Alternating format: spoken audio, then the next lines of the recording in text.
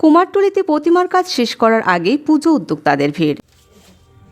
আচ্ছা, ওটা কি গয়না নেবেন? পুরো গোল্ডেন। না না, এখানে যে গয়না বলেছিলাম ফোন করে পাঠিয়েছিলাম তো, ছবি তো পাঠানো আছে আপনাকে।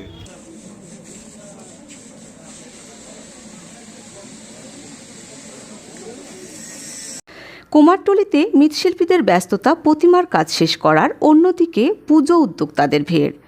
আজ 28 জানুয়ারি মঙ্গলবার কুমারটুলিতে মৃৎশিল্পীদের ব্যস্ততা চোখে পড়ার মতো। সরস্বতী প্রতিমার তাই শেষ করার জন্য অন্যদিকে বাড়ির পুজো থেকে শুরু করে ক্লাবের পুজো উদ্যোক্তারা ভিড় জমিয়েছেন কুমারটুলিতে। এমনটাই ক্যামেরায় ধরা পড়ল। কোথাও চলছে প্রতিমার কাজ শেষ করার তোড়জোড়, আবার কোথাও এখনও প্রতিমায় মাটি দেওয়া চলছে। প্রতিটি কুমারটুলি শিল্পীরা জানালেন, এবারে অনেক আগে থেকেই প্রতিমার বায়না দিয়ে গেছে, কারণ তারা বায়না দেওয়ার সময় জানিয়ে গেছে তাদের প্রতিমা আগে দিতে হবে।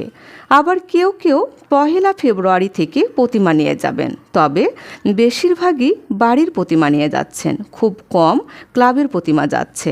কারণ মৃৎশিল্পীরা জানালেন, আমাদের প্রতিমা দেশের বাইরেও যায়, তাই আমাদেরকে আগে থেকেই কাজ শেষ করতে হয়। এবারে প্রতিমার সর্বনিম্ন দাম রেখেছেন 1500 টাকা থেকে শুরু করে 2000, 2500, 5000, 10,000 পর্যন্ত, আবার 50,000 টাকা পর্যন্ত প্রতিমার মূল্য রয়েছে।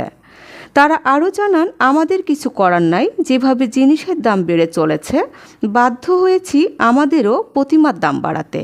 তবে আমাদের কিছু কিছু পুজো উদ্যোক্তারা রয়েছেন যারা আমাদের কাছে ছাড়া প্রতিমা নেন না, তাই আমরা সরস্বতী প্রতিমা বিভিন্ন সাইজের করে রেখেছি। পুজো উদ্যোক্তারা আরও জানান, প্রতি বছর আমরা প্রতিমার বায়না দিতে এসে বিপদের সম্মুখীন হই, কারণ প্রতি বছরই এতটাই প্রতিমার দাম বাড়ে যে আমাদের পছন্দসই প্রতিমা বায়না দিতে গিয়ে অনেক বেশি বাজেট বেড়ে যায়। শুধু প্রতিমাই নয়, প্রতি বছর ফলমূল থেকে শুরু করে সমস্ত জিনিসের দাম আগুন হয়ে যায়, তবুও আমাদের পুজো করতে হয় কোনোভাবে।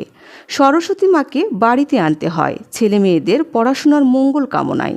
তবে কুমারটুলি পাড়ায় আসলে বিভিন্ন আর্টের প্রতিমা পছন্দ করে নেওয়া যায়। সমরেশ রায় ও শম্পা দাস, স্টাফ রিপোর্টার, কলকাতা, পশ্চিমবঙ্গ।